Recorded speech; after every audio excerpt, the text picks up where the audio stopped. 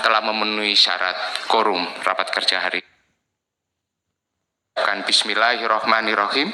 Dengan kuasa Tuhan yang Maha Esa, maka saya nyatakan rapat ini dibuka dan terbuka untuk umum. Mengawali rapat hari ini, mari kita panjatkan puji syukur kehadirat Allah Subhanahu wa Ta'ala, Tuhan yang Maha Kuasa, bahwa telah memberikan nikmat sehat kepada kita semua sehingga kita bisa membicarakan agenda yang strategis dan penting dalam rangka untuk mengetahui kinerja ekonomi di triwulan yang ketiga.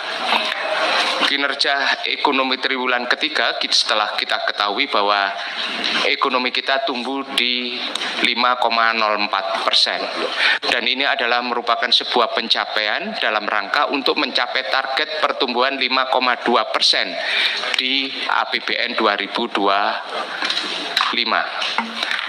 Pada kuartal pertama kita tumbuh 4,87.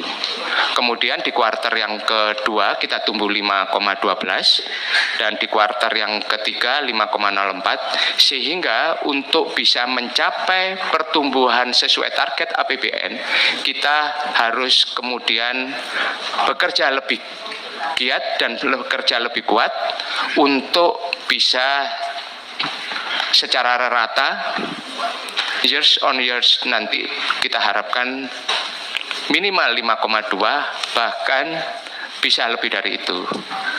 Menteri Keuangan kita adalah orang yang bisa memberikan harapan baru kepada banyak seluruh komponen bangsa. Rakyat sudah banyak berharap, dan tentunya harapan ini harus diwujudkan dalam sebuah kerja-kerja yang terukur, terorganisasi dalam sebuah orkestrasi kebijakan ekonomi yang memberikan dampak kepada kesejahteraan rakyat. Untuk itu saya berikan kesempatan kepada Menteri Keuangan untuk segera memberikan paparannya. Saya silakan. Terima kasih Pak Ketua. Yang terhormat para pimpinan Komisi 11 DPR RI, Pak Misbakun, Pak Dolfi, Pak Muhammad Haikal, Pak Fauzi Amro, dan anggota Komisi 11 yang terhormat. Assalamualaikum warahmatullahi wabarakatuh. Selamat pagi, salam sejahtera untuk kita semua. Saya akan coba memaparkan perkembangan ekonomi triwulan ketiga 2025 dan sedikit prospeknya ke depan. Anggota Dewan yang terhormat, kami akan mulai presentasi dengan melihat dinamika perekonomian global. Kalau kita lihat sampai saat ini prospek perekonomian global mulai membaik, walaupun ada sempat ribut sana sini. Kalau saya lihat sih lebih bagus daripada sebelumnya.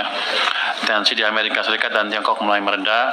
The Fed juga sudah menurunkan Federal Funds Rate untuk kedua kalinya tahun ini. Jadi ada harapan juga The Fed masih akan menurunkan Fed Funds Rate-nya di bulan Desember. Hal ini memberikan sinyal positif bagi stabilitas dan prospek ekonomi serta sektor keuangan global ke depan, terutama dampaknya bagi emerging market termasuk Indonesia. Jadi kalau kita lihat gambar di depan itu, proyeksi pertumbuhan global yang tengah itu direvisi ke atas. Kalau kita lihat OECD tahun 2025 tumbuhnya 3,2%, mengalami koreksi 0,3% daripada sebelumnya. Yang IMF tahun 2025 diprediksi dunia tumbuh 3,2%. Ini dikoreksi ke atas lagi 0,2% dari sebelumnya. Jadi kelihatannya ini sudah balik ke prediksi awal IMF di awal tahun sebelum ada trade war, bahwa global akan tumbuh dengan pertumbuhan 3,2%. Ketika trade war terjadi, IMF langsung menurunkan ke 2,8 yang diikuti oleh pesimisme di perekonomian dunia termasuk Indonesia. Tapi ternyata kelihatannya dampak perang dagang itu sudah mulai diperkirakan tidak sebesar yang sebelumnya, sehingga mereka merevisi lagi ke atas ke 3,2 sesuai dengan prediksi semula. Level pertumbuhan ekonomi Tiongkok masih lambat di triwulan ketiga akibat perang tarif dengan AS, walaupun bukan itu utamanya ya. Memasuki triwulan keempat, tensi kedua negara mulai mereda. Diharapkan ekonomi Tiongkok ke depan semakin pulih dan mendukung kinerja perekonomian Indonesia. Kinerja ekonomi Indonesia dan sebagian negara Asia Tenggara tetap resilient pada triwulan ketiga tahun 2025. Dengan berbagai perkembangan positif di global, ekonomi diharapkan semakin membaik ke depannya. Kalau kita lihat harga komoditas masih bergerak fluktuatif. Batu bara, minyak, dan nikel dan melemahnya harga nikel secara year on year ini mempengaruhi kondisi pendapatan kita. Secara month on month batu bara menguat menjadi sekitar 109,5 dolar per ton seiring tingginya permintaan negara importir utama. Minyak Brent naik tipis secara month on month namun masih melemah secara year on year. Saat ini harga minyak berada di sekitar 63,6 dolar per barel akibat risiko geopolitik dan surplus produksi OPEC+. Menurut penurunan kinerja batubara dan nikel menjadi tantangan bagi sisi penerimaan fiskal. Sementara penurunan harga minyak meredam tekanan belanja APBN untuk subsidi dan kompensasi. Sementara itu, tembaga dan CPO dalam tren menguat secara year on year. Penguatan harga tembaga didorong kekhawatiran pengetatan supply dan berakhirnya government shutdown di Amerika Serikat. Ini memberikan dampak positif bagi penerimaan negara. Pergerakan komoditas ini juga berpengaruh pada kinerja ekspor Indonesia. Pada periode Januari hingga September 2025, surplus neraca perdagangan Indonesia masih terjaga dengan nilai kumulatif 33,48 miliar dolar Amerika Serikat, tumbuh sekitar 50,9% year on year dengan surplus bulanan 4,34 miliar dolar AS. Jadi kalau lihat dari sini, walaupun perekonomian dunia mengalami gejolak yang tidak menentu, kelihatannya pengaruh ke ekspor kita dan trade balance kita tidak signifikan, malah cenderung positif. Ini terlihat dari pertumbuhan trade balance yang 50,09% tadi. Secara year on year, ekspor tumbuh 11,4% dan impor naik 7,2%. Dan ini menunjukkan aktivitas industri dalam negeri makin aktif di tengah permintaan global yang masih kuat. Jadi kalau lihat dari sini sih, perlambatan ekonomi kita di sepanjang mungkin 8 bulan pertama tahun ini bukan karena global saja. Mungkin bukan karena global, mungkin karena salah urus di dalam yang sudah kita perbaiki ya. Current account mencatatkan surplus pada triwulan ketiga 2025 sebesar 4 miliar dolar atau setara dengan 1,1% PDB. Surplus terutama ditopang oleh neraca perdagangan barang, sementara pendapatan primer konsisten negatif sebagai konsekuensi investasi langsung global di Indonesia melalui repatriasi keuntungan atau dividen. Rasa jasa tumbuh terbatas seiring tingginya perjalanan wisata WNI ke luar negeri dan implikasi jasa freight yang sejalan dengan aktivitas perdagangan Indonesia dengan pasar global. Kita lihat ke pasar keuangan domestik. Pasar keuangan domestik stabil dengan berbagai upaya yang dilakukan oleh Bank Indonesia, didukung juga dengan koordinasi fiskal moneter yang solid. Risiko kurs menurun dan optimisme investor global membaik. Walaupun secara agregat terjadi outflow sebesar 180,92 triliun rupiah sejak Januari hingga 21 November 2025, kita juga melihat pembalikan di pasar saham dengan inflow signifikan selama November hingga 11,21 triliun rupiah. Pembalikan flow di pasar saham menunjukkan bahwa investor asing mulai melihat prospek ekonomi kita kelihatannya lebih baik dibanding sebelumnya. Mungkin mereka lebih optimis terhadap prospek kita dibanding sebelumnya. Di tengah tekanan outflow portfolio, stabilitas rupiah tetap dijaga hingga berada di kisaran 16.700 rupiah per dolar. Pergerakan nilai tukar yang stabil ini menandakan respon positif meredanya tensi global dan ekspektasi pelonggaran kebijakan moneter Amerika Serikat.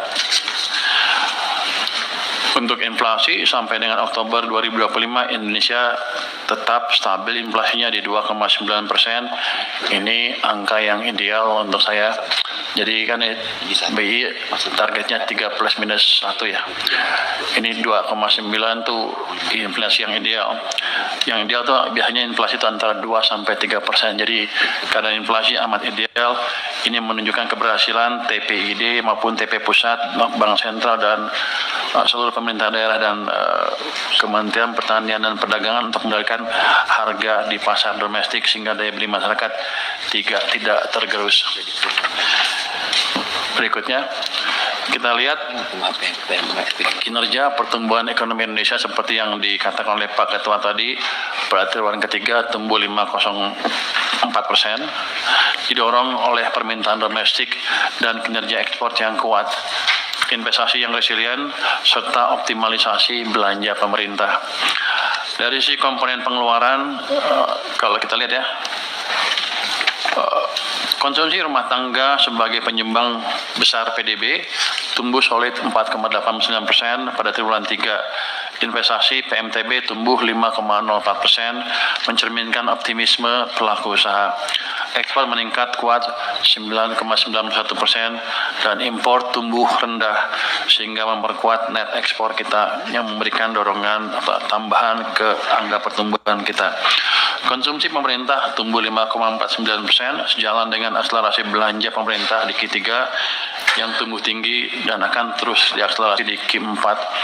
Kalau kita lihat di gambar sebelah mana kiri itu, kiri tengah, ada belanja pemerintah yang nomor 3 dari atas, kelihatan triwulan pertama mengalami kontraksi minus 1,37, triwulan kedua masih minus 0,33, triwulan ketiga ke 5 sekarang tumbuh positif 5,5%. Jadi di dua triwulan pertama tahun ini pemerintah belanjanya lambat sehingga memperlambat pertumbuhan ekonomi kita.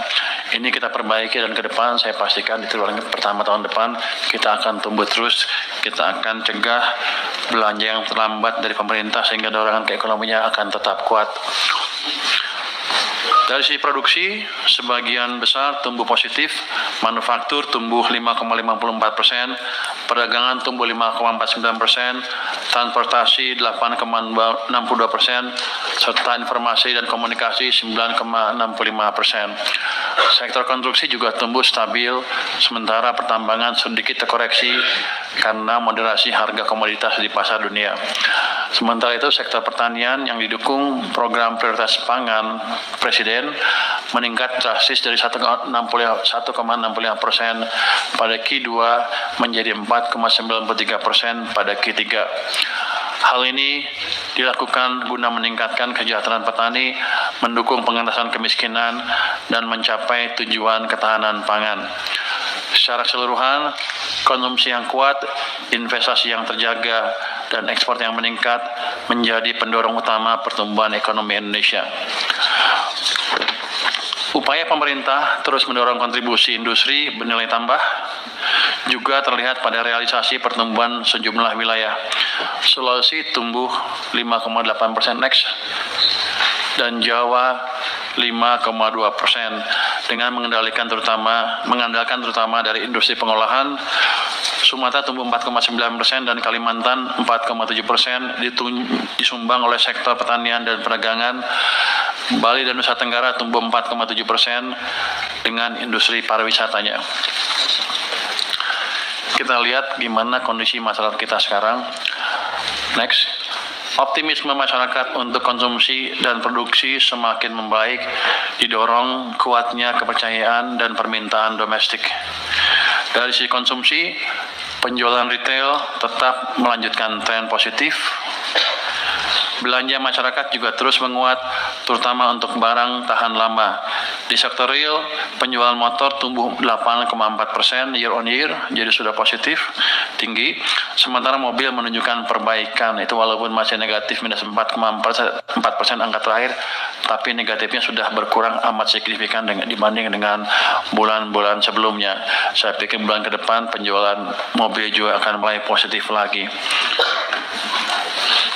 Dari si produksi, sektor manufaktur ekspansi dengan PMI manufaktur di level 51,2 pada bulan Oktober.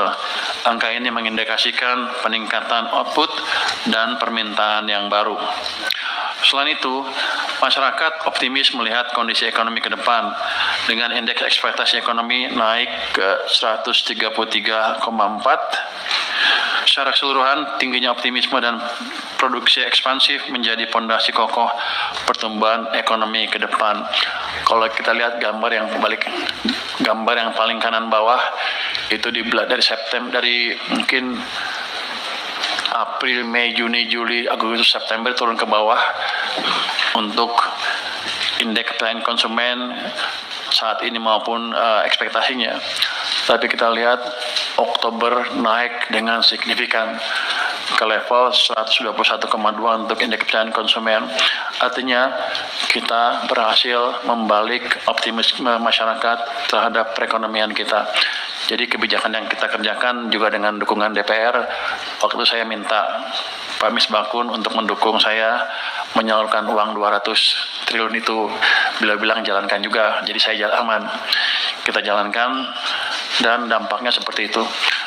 Kalau kita lihat ya, halaman berikutnya. Next. Ini yang hijau adalah laju pertumbuhan uang, yang sebelah kiri, sebelumnya, yang gambar kiri itu laju pertumbuhan uang sebelum kita injek uang ke sistem di bulan Agustus itu hampir nol pertumbuhannya, bahkan sebelum-sebelumnya hampir nol. Dampak dari penginjeksian uang yang 200 itu saya nggak bisa tunjuk di sini. Saya nggak bisa tunjuk ya. Tunjuknya ke sana ya. Oh nggak kelihatannya.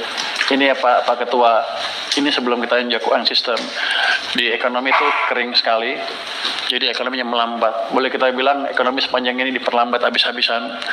Tapi dengan setelah saya lapor Pak Presiden, dengan dukungan anggota DPR, waktu itu di belakang saya ngomong sama Pak Misbakun sama teman-teman, saya boleh injek uang 200 triliun, bukan injek, pindahkan uang 200 triliun ke sistem. Ini yang hijau naik ke atas, itu tumbuhnya itu 13% lebih. Cuman di bulan Oktober turun sedikit lagi ke 7,8. Jadi agak kurang minyaknya. Jadi saya sudah dorong lagi ke sistem tambah 76 triliun. Jadi ini harusnya naik lagi ke atas. Jadi ini yang meminyaki ekonomi yang sebelumnya melambat. Tentunya kalau nggak ada dukungan DPR kan pasti saya nggak bisa menjalankan itu juga. Jadi teman-teman mungkin nggak tahu, saya sudah diskusi terus dengan Pak Ketua untuk mengizinkan saya memindahkan uang itu. Dan itu tidak merubah APBN. Jadi saya belum ekspansi fiskal sama sekali. Itu hanya memindahkan uang saya dari perbankan dari BI ke perbankan, yang akibatnya ketika uangnya seperti ini di sistem, itu masyarakat bisa memanfaatkan itu untuk ekspansi bisnis.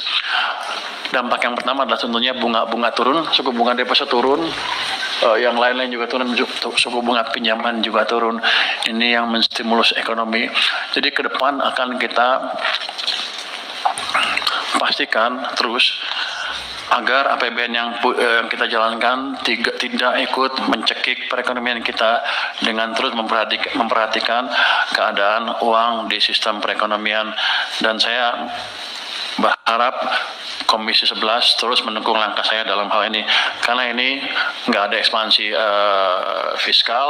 fiskalnya tetap sama, tapi kita manage dengan lebih bagus sehingga ekonominya bisa terus tumbuh. Kalau kita lihat pasar uang antar bank juga turun dengan amat signifikan ya. Jadi ketika bunga masuk ke sistem, uang masuk ke sistem seperti itu, bank punya uang, maka dia akan menyalurkan. Pertama yang gampang-gampang dulu, pasti dia pasar uang antar bank. Habis itu dia akan cari yang lain, sampai akhirnya terpaksa mereka akan menyalurkan kredit juga. Kredit juga sudah mulai tumbuh. Saya pikir akhir tahun akan mendekati 10%, karena full impact dari kebijakan seperti ini biasanya 2 bulan, 3 bulan di perekonomian baru kelihatan. Jadi saya expect ekonomi kita akan tumbuh lebih bagus di triwulan keempat tahun ini. Kalau sebelumnya 5,02 ya. Triwulan ketiga kita expect di triwulan keempat dengan hitungan ini, dengan stimulus ini, dengan stimulus yang lain-lain, BLTS dan lain-lain, kita expect ekonomi kita di triwulan keempat bisa tumbuh 5,6 sampai 5,7%. Kalau itu terjadi, maka pertama, momentum pertumbuhan ekonomi kita sudah berbalik dari melambat ke arah percepatan. Yang kedua, full year ekonomi kita bisa tumbuh sebesar 5,2%. Untuk investor, pasar modal maupun pasar real maupun FDI, arah ekonomi akan menentukan sekali kepada keputusan mereka untuk merealisasikan rencana investasinya. Kalau Anda lihat di pasar saham kan sudah naik cukup signifikan. Mungkin sebagian orang bilang itu ya orang yang punya duit aja yang main di sana. Tapi untuk sebagian besar investor jangka panjang, itu memberi sinyal bahwa ada sesuatu perbaikan yang positif di sini. Itu sebagai flag pertama bahwa ada perbaikan yang positif di sini. Selama kita bisa menjalankan kebijakan yang terus berkesinambungan, saya pikir ekonomi kita akan semakin bagus, pasar saham akan semakin kuat, dan pelan-pelan investor jangka panjang juga akan masuk. Saya ingin tambahkan sedikit satu slide yang di luar ini. Ini survei yang dilakukan oleh satu lembaga, itu ada lembaganya, tapi ini yang saya bilang indeks keyakinan konsumen terhadap pemerintah. Ini sebetulnya kepercayaan masyarakat terhadap pemerintah, presiden, in a way juga menggambarkan kepada sistem politik kita. Jadi pada waktu kemarin ekonomi melambat, Anda lihat sendiri sini, dari bulan Juni, Juli, Agustus, September, ini turun ke level yang rendah sekali. Itu menggambarkan ketidakpuasan masyarakat ke kita semua, bukan ke saya, bukan kami aja, tapi ke semuanya. Sehingga gampang sekali mereka turun ke jalan. Jadi kalau kita tidak balik ekonominya, kita dalam keadaan yang bahaya, bukan DPR saja, pemerintah juga utamanya. Jadi langkah kita membalik dengan 200 triliun tambah 70 tadi, ini sudah berhasil men-trigger optimisme dan men-trigger sedikit ekonomi kita, sehingga ketika mereka disurvei lagi di bulan Oktober sudah naik ke level yang tinggi, di bulan November di level yang ini 118. Ini boleh bilang di level yang tertinggi sepanjang sejarah ini. Artinya atas dukungan Komisi 11, restu Pak Presiden untuk menaruh uang 200 triliun dan memanage keuangan kita lebih baik, itu saja sudah bisa men-trigger pertumbuhan ekonomi dan membalik arah ekonomi kita, menimbulkan momentum pertumbuhan ekonomi yang baru, sehingga masyarakat sudah puas lagi dengan sistem atau kebijakan yang ada.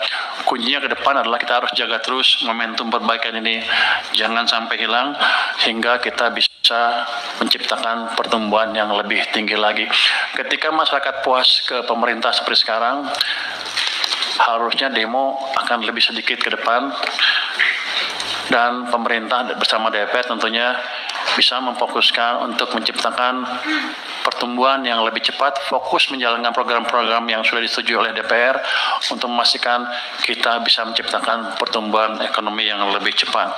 Kalau yang kita bisa jaga sih, tahun depan kita bisa tumbuh 6% dengan tidak terlalu sulit, saya pikir. Oke, next. Itu ya. Ini untuk update kinerja ekonomi triwulan ketiga tahun 2025, Pak. Tadi berhubung Pak Ketua mengatakan ini adalah untuk update ekonomi, apakah kami harus masuk ke APBN-nya? Mohon petunjuk. Silakan, Pak. Saya lanjutkan. Next. Jadi indikator makro berkembang ke arah yang positif di tengah ketidakpastian global, apalagi domestiknya udah ada perbaikan yang amat signifikan. Pertumbuhan ekonomi triwulan kuartal ketiga tahun 2025 tumbuh 5,04%, masih kuat untuk mempertahankan momentum pertumbuhan untuk mencapai target APBN 5,2%. Seperti yang setelah saya katakan tadi. Sementara itu, inflasi hingga Oktober tercatat 2,86%, berada dalam kisaran yang ditetapkan oleh APBN 2,5% plus minus 1. Di sektor keuangan, nilai tukar rupiah bergerak stabil di 16.704 per dolar, terkendali sejalan menurunnya tensi perdagangan global dan ekspektasi pengetatan moneter Amerika Serikat. Nggak harusnya Amerika sebentar akan longgar lagi. Kondisi ini memberikan ruang bagi Bank Indonesia untuk menyusun strategi moneter yang selaras dengan target pemerintah untuk pertumbuhan ekonomi. Orang selalu bertanya, kenapa bursanya kuat, ekonominya stabil, kok rupiah melemah? FDI itu perlu waktu untuk masuk ke sini, tapi selama kita bisa meyakinkan bahwa pertumbuhan ekonomi kita semakin cepat ke depan, harusnya investor asing jangka panjang maupun pelaku bisnis dalam negeri akan melakukan ekspansi bisnisnya. Dalam keadaan seperti itu harusnya sih rupiah akan cenderung menguat. Sementara itu yield SBN 10 tahun konsisten menurun, berada di 6,11% sampai dengan 14 November 2025. Penurunan yield di tengah outflow asing menunjukkan dukungan demand dari investor domestik yang kuat. Ini sebenarnya bagus sekali, karena nanti kalau domestik yang menguasai sini, seperti di Jepang kan 95% domestik investor untuk obligasinya, yield kita tidak akan gampang digoncang oleh pergerakan investor asing.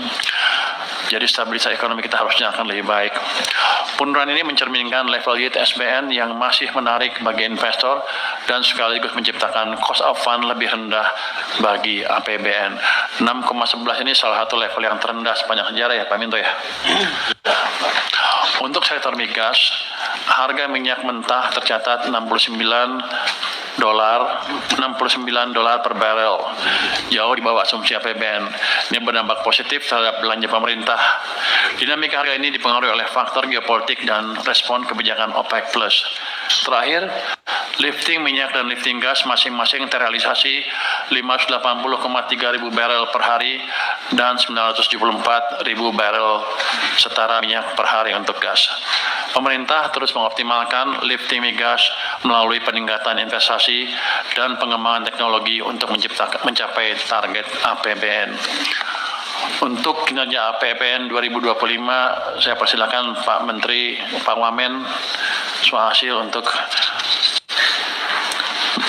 mempresentasikannya. Silakan Pak. Izin Pak Ketua.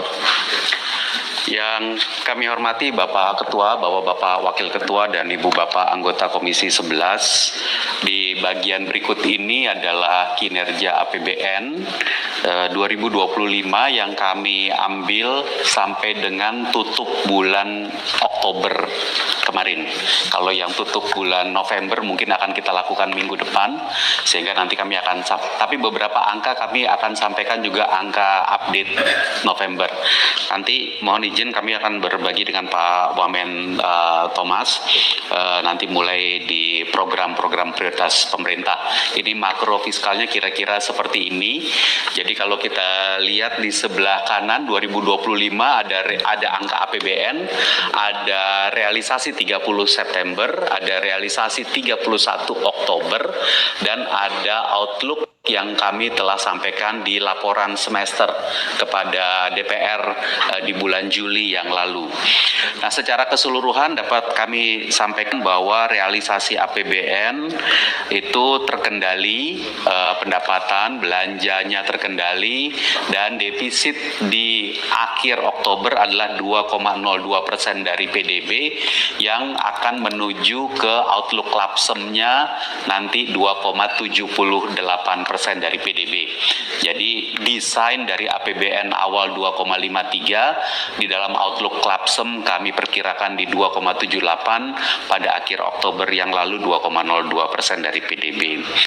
Pendapatan negara telah dikumpulkan 1.863 pada September, akhir September, lalu kemudian naik ke Oktober, naik menjadi 2.113,3 triliun.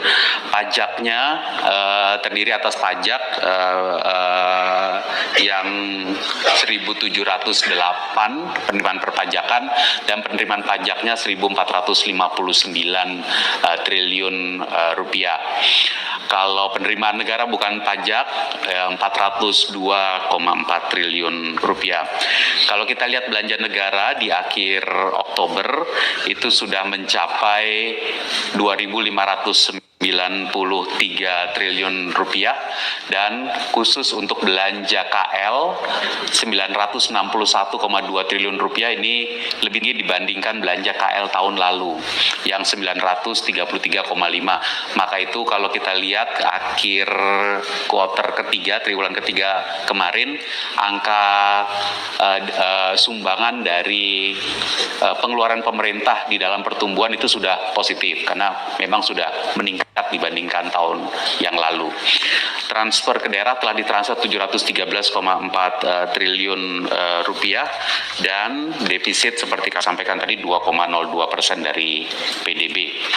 Mungkin slide yang berikut, kalau kita masuk ke pendapatan negara 2.113 triliun 31 Oktober, kalau dibandingkan dengan akhir Septembernya lumayan kenaikannya dari 1.863 ke 2.113 adalah kira-kira 250 triliun. Jadi ini didorong terutama karena akselerasi penerimaan perpajakan, baik pajak domestik, kepabeanan dan cukai, dan juga ditopang oleh peningkatan PNBP. Tentu dinamika global terus kami lihat, kami dalami pergerakan harga seperti yang disampaikan oleh Pak Menteri tadi dan pergerakan ekonomi dunia. Khusus masuk ke penerimaan pajak, Direktorat Jenderal Pajak. Penerimaan pajak di slide yang berikut, kalau kita lihat penerimaan pajak bruto sudah mulai positif pertumbuhannya, tapi netonya masih banyak yang negatif. Jadi kalau kita lihat segitiga yang di atas itu banyak yang sudah mulai biru, namun kalau kita lihat secara neto di bawah masih ada yang negatif pertumbuhannya dibandingkan tahun lalu. Jadi beda antara bruto dengan neto adalah restitusi. Jadi kalau brutonya sudah membaik, sudah mulai ada peningkatan, itu menunjukkan bahwa gerakan ekonominya sudah mulai terjadi. Ini konsisten sebenarnya dengan apa yang disampaikan, apa yang kita lihat secara makro yang tadi disampaikan oleh Pak Menteri.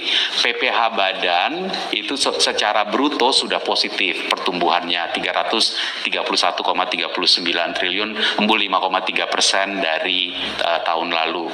Kalau untuk orang pribadi dan PPH 21 memang masih negatif dibandingkan tahun lalu. PPH final, PPH 22, PPH 26 ini sudah mulai positif meskipun tipis di atas tahun yang lalu.